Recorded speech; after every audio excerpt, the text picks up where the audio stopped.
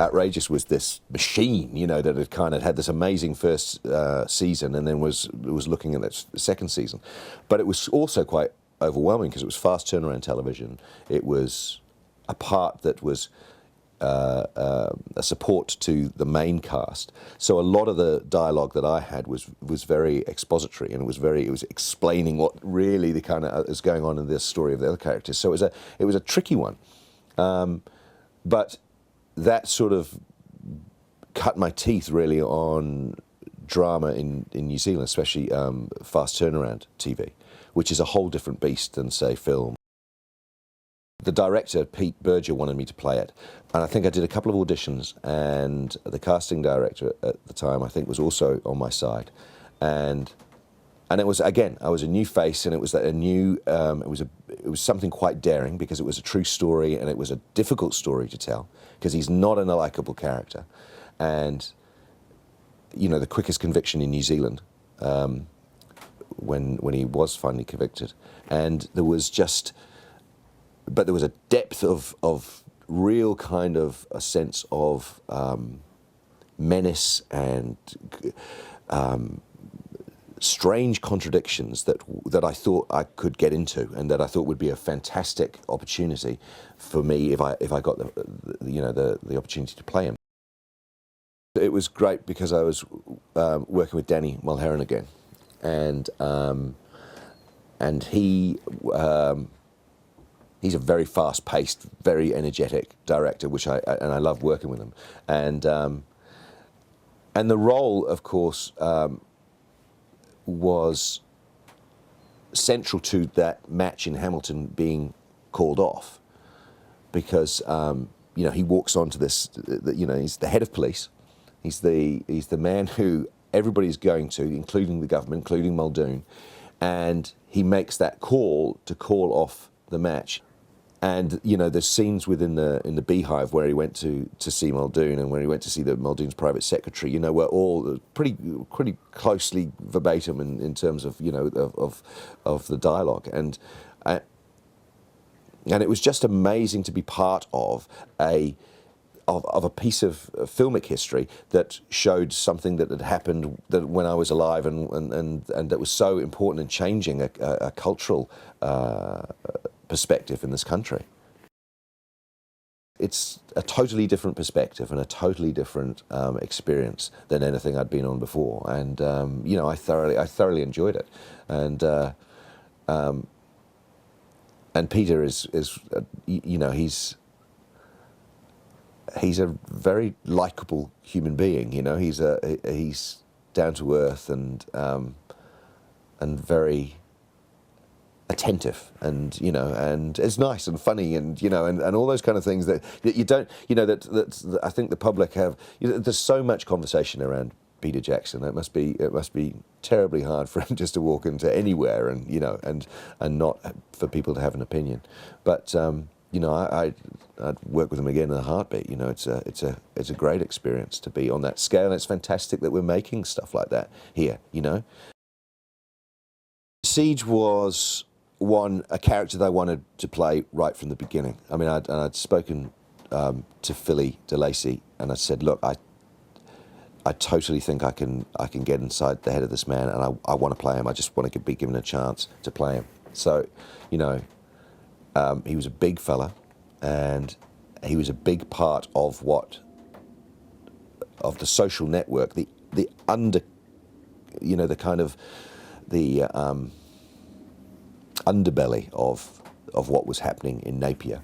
I just thought it was going to be a very interesting role to play. And originally, it was a kind of secondary role, and they realised, I think, that the story that needed to be told to understand what was going on wasn't just the police perspective, but you had to see Jan's story, and you had to understand. Otherwise, he just becomes a black and white villain that killed a cop, and nobody had any understanding of why or what. And I think, you know, drama's about going. You might not like watching it, and it might be very painful, and you might see him as a devil, but he's a man, and he needs to be understood as such. And I think that's what we began to get and what we tried to work on, as well as also going and being very sensitive to the police story and to a woman who had lost a husband and sons who had lost a father. But going down and filming it in his house, because the house was actually reclaimed by the government as part of the Proceeds of Crime Act, so we rented it and got to be able to film in the house. That was very, very strange, and I think difficult for the people who lived on the street, and and difficult for the people of Napier to go through it again. It was 2 years after it happened, but I also think that was one of its great. It's one of it's kind of, I can't say that it was helpful, but it kind of allowed people a little bit of closure, and I think there was an element of that was, because we were quite respectful of what we were doing to the people of Napier. There was also a sense that this story could actually be. Lots of people didn't even know what happened. Lots of people didn't really know what happened, what Yarn was about, or knew what happened in the whole story. So those 51 hours were really quite an extra. And being able to tell that story again of those 51 hours was quite extraordinary and quite. Quite a feat, I think, for the director and for the producers. My next door neighbour, Justin Harwood, who is a musician and was a musician, played in the Chills in a band called Luna, but ages ago, about 10 years ago, written this thing called High Road, and we'd always had arguments about the name of it and so, but it was about this little community, and I just went on and on to make it, and eventually I said, look, it doesn't have to be about the community, make it about me, make it about this guy, Terry. And so it suddenly became a much easier shoot when you had, one person in a caravan and then the characters that come into this. We just Justin and I both saw this opportunity to go, well, if we can make our own stuff and put it on the web and make it with good professional values and make it look good, and then I think we'll have something. And the response has just been great to it. It was kind of that thing of going, if we make it, they will come, and they did. And so and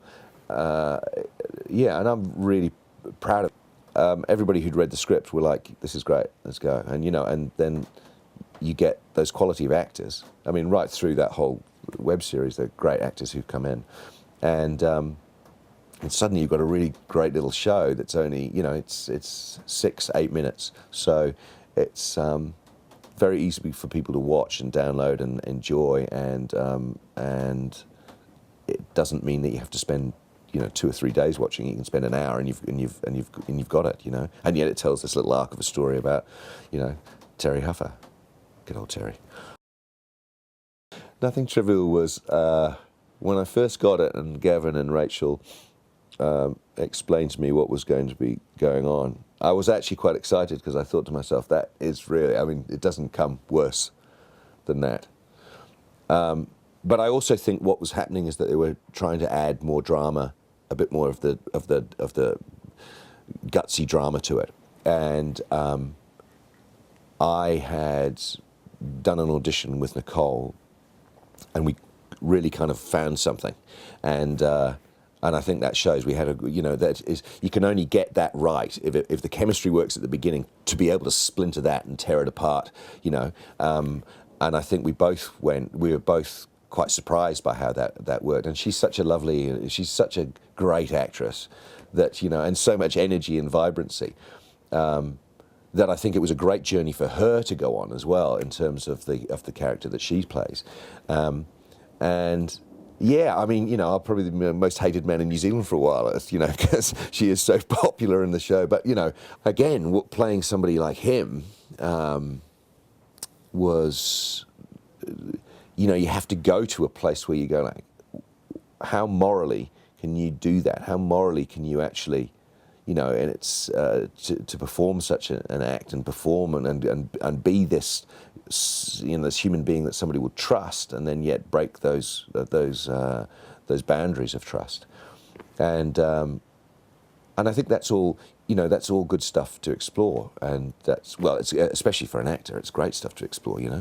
He's an anti-hero, really. All his decisions step him one bit further to this point of destruction. So and I liked that idea that it was all that he was doing was moving himself away from what he morally knew was the right place to be, and that's how I think I got somewhere in the end with that.